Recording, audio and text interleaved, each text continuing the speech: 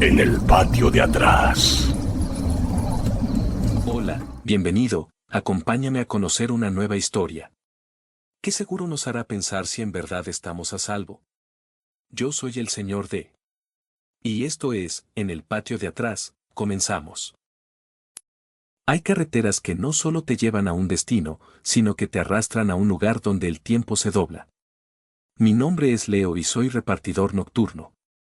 Las madrugadas son mi paisaje, los caminos solitarios, mi oficina. Esa noche, el cansancio me empujó a tomar un atajo, el famoso Camino del Silencio. Una vía poco transitada en la periferia de la CDMX. El aire era denso, pesado, con ese olor a asfalto caliente y escape que solo la Ciudad de México tiene a esas horas. La metrópoli, con su caos habitual, era solo un eco lejano, un murmullo que se perdía detrás de mí. La carretera estaba desierta. Un lienzo oscuro bajo la luna. Solo yo, mi vieja camioneta y el ronroneo constante del motor. Era una paz extraña, casi opresiva, que te hacía sentir pequeño. Revisé el retrovisor por costumbre, solo para asegurarme de que no venía nadie.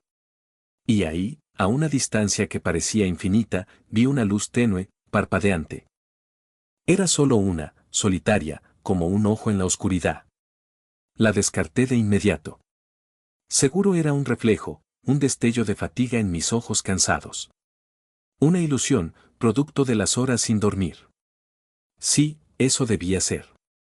Pero por más que parpadeé, por más que desvié la mirada y volví a ver, esa luz seguía ahí, inmóvil. No se desvaneció. Y una punzada de algo frío, me recorrió la espalda. Era la primera vez que sentía que el silencio del camino no era solo ausencia de ruido, sino una presencia. Esa noche, las luces no se desvanecieron. Y yo, por primera vez, no estaba solo en el camino del silencio. La neblina era un sudario frío, y el motor de mi camioneta, un latido que se ahogaba. Ahí estaba, la cruz solitaria, como un faro macabro en el camino del silencio. Mis manos temblaban en el volante, pero no pude seguir. Una fuerza invisible, un imán oscuro, me había arrastrado hasta ese punto final. Las luces. Esas malditas luces que me habían perseguido noche tras noche, ahora convergían. No eran solo faros lejanos, eran esferas brillantes, danzando sin sonido, formando siluetas borrosas alrededor de mi vehículo. Parecían moverse con una intención, rodeándome, atrapándome. Levanté la vista hacia el cristal de la ventana, esperando ver mi propio rostro reflejado en la oscuridad. Pero lo que me devolvió la mirada no era solo yo. Superpuestos a mi expresión de terror, había otros rostros. Demacrados, con ojos hundidos y bocas abiertas en un grito silencioso. Eran muchos, como una multitud fantasmal, presionando contra el vidrio. Queriendo entrar. En ese instante, la verdad me golpeó con la fuerza de un camión. La entrega que había estado haciendo, el paquete que siempre aparecía en el asiento del copiloto, no era un objeto. Era yo. Cada vez que tomaba ese atajo, cada vez que ignoraba la advertencia, me estaba entregando a ellos. Las luces. Comprendí, eran las almas de todos los que habían perecido en esa carretera, atrapadas en un ciclo sin fin. Y yo, al unirme a su camino, me había convertido en uno más. Un escalofrío me recorrió la espalda. Mi mirada se desvió hacia el espejo retrovisor. Y allí, parpadeando débilmente en la distancia, vi una nueva luz. Una pequeña, solitaria luz que se unía al coro silencioso del camino del silencio. Mi luz. La mente juega trucos con el cansancio, pero los ojos no mienten dos veces. Aquella luz de la noche anterior me había dejado una espina clavada. Las noches siguientes, la historia se repitió.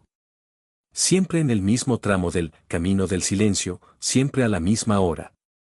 Justo cuando la ciudad terminaba de tragarse sus últimos ruidos y el aire se volvía aún más denso. Las luces reaparecían, ahora no solo una, sino dos, como faros lejanos, pero con una intensidad extraña, casi irreal. Lo inquietante era cómo se movían. No eran coches normales. Mantenían una distancia constante. como si estuvieran atadas a mi camioneta por un hilo invisible. Si yo aceleraba, ellas aceleraban. Si bajaba la velocidad, ellas también lo hacían, sin perder el ritmo. Intenté ignorarlas, enfocado en la carretera, en la línea blanca que se perdía en la oscuridad. Pero su presencia era innegable. Se sentía en el ambiente, en la presión que ejercían sobre el silencio. Empecé a sentir un nudo en el estómago cada vez que las veía. Y luego, el radio. Mi fiel compañero de madrugada, que siempre me ponía cumbias o noticias, empezó a fallar. Una estática chirriante, como arena en los oídos. Invadía la cabina cada vez que las luces eran visibles en el retrovisor. Era un patrón inconfundible. Cada vez que aparecían, la señal se perdía, como si algo la absorbiera. Sentí una punzada de inquietud, un escalofrío que no era del aire acondicionado, sino de algo más profundo. Algo que me decía que esto no era normal. Una noche, sentí que no solo me seguían, sino que me esperaban. Como si supieran que iba a pasar por ahí, noche tras noche. Y eso era lo que realmente me helaba la sangre, la idea de que ya me conocían. El miedo no es lo que ves, sino lo que sabes que está ahí, justo detrás de ti. La estática en el radio y la sincronía de las luces se habían vuelto mi nueva normalidad, una normalidad aterradora. Pero la siguiente fase fue peor. Las luces se volvieron más definidas, ya no eran solo puntos, sino formas. Como faros lejanos, sí, pero demasiado altos, flotando, y con un movimiento errático que no correspondía a ningún vehículo que yo conociera. Una noche, el terror me invadió. Decidí probar algo. Frené un poco, solo un toque. Y las luces, al instante, también se detuvieron. Inmóviles en la oscuridad, como esperando. Mi corazón empezó a latir con fuerza. Cuando aceleré de nuevo, ellas lo hicieron también, sin perder el ritmo, sin que hubiera un solo segundo de retraso. Era como si estuvieran conectadas a mí. En ese momento, sentí un punto frío en la parte trasera del coche, un frío que no era del exterior, sino que venía de dentro, como si alguien estuviera sentado justo detrás de mí, en el asiento trasero, respirando en mi nuca. El aire se volvió gélido, pesado. Intenté grabar con el teléfono, apuntando hacia atrás, hacia el retrovisor, hacia la oscuridad detrás de la camioneta. Pero el video solo mostró estática pura. Como la de un televisor viejo, y un susurro distorsionado, incomprensible, que me erizó los pelos. Esa noche, el frío no venía de fuera, ni la estática de la radio. Venía de algo que ya estaba dentro de mi camioneta, dentro de mi espacio. La primera vez que las vi, pensé que era cansancio, una ilusión de la carretera. Pero la tercera, la cuarta, ya no había duda. Aquellas luces no eran normales. La inquietud se había anidado en mi pecho, un frío que nada tenía que ver con la madrugada. Después de aquella noche, el patrón se hizo innegable. Una rutina macabra que se repetía con precisión escalofriante. Siempre después de las 2 de la mañana, cuando la luna se escondía o apenas asomaba un hilo de plata, siempre en el tramo conocido como el Camino del Silencio, y siempre, sin excepción, cuando iba solo. Era como si la oscuridad misma me esperara. Me casara con una paciencia milenaria. Intenté cambiar mis rutas, buscar desvíos por caminos más largos y seguros, pero las entregas urgentes, las que pagaban mejor y mantenían a flote el negocio, siempre me arrastraban de vuelta a ese asfalto maldito. El aire dentro de la cabina se volvía denso, pesado. Como si el oxígeno se hubiera vuelto espeso, difícil de respirar. Miraba el reloj, las 2:10 de la mañana, 2:15 am, y entonces, ahí estaban. Ya no solo en el retrovisor central, sino reflejadas, débiles, en las ventanas laterales, como farolas distantes que no deberían existir en medio de la nada. No eran luces que venían detrás de mí, ni de coches que pasaban en sentido contrario. Eran más, difusas, como si el propio camino las emitiera, una luminiscencia fantasmal que se movía con mi coche. Una vez, el termómetro digital de mi tablero, que siempre marcaba una temperatura constante, bajó 2 grados de golpe. Solo en mi lado del coche, mientras el lado del pasajero seguía normal. Lo revisé, no había falla mecánica.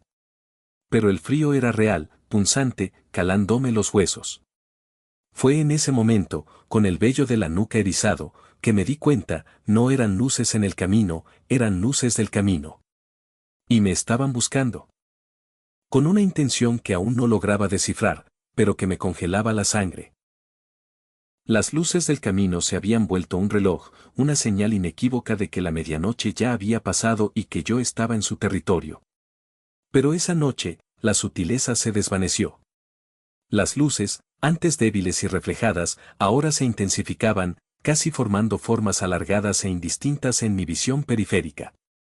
Ya no eran solo puntos, sino siluetas que se estiraban y se contraían, como si el asfalto respirara. El silencio de la cabina se rompió. No era el ruido del motor ni el viento. Eran susurros lejanos, apenas audibles, que parecían venir de la estática del radio, o peor, del asiento trasero. Apagué el radio de golpe. Pero el murmullo persistió, una letanía incomprensible que me erizaba la piel. Sentí una creciente y extraña necesidad de detenerme, una atracción inexplicable hacia la oscuridad que se extendía a los lados de la carretera. Mi pie derecho, por sí solo, quiso pisar el freno. Tuve que luchar contra mí mismo, apretando el volante con tanta fuerza que mis nudillos se pusieron blancos. En un instante de distracción, casi me salgo de la carretera, el coche derrapó ligeramente, salvado por un sobresalto repentino, una descarga de adrenalina que me devolvió al control. Después de ese susto, mi corazón latía desbocado. Al intentar ajustar el asiento, mi mano rozó algo debajo. Era un viejo boleto de autobús, descolorido por el tiempo, casi deshecho, de hace décadas. La ruta apenas legible, México-Toluca, vía el silencio. Una ruta que pasaba exactamente por este tramo. ¿Cómo había llegado ahí? No era mío, ni de mi padre. El dueño anterior. Aquel boleto era una reliquia de otro tiempo, un eco de algo que había ocurrido aquí. El camino quería algo de mí, y no era solo mi tiempo o mi cordura, quería que me detuviera, que me uniera a su silencio. El boleto y los susurros eran la confirmación de que no estaba loco, de que algo real me acechaba en el camino del silencio.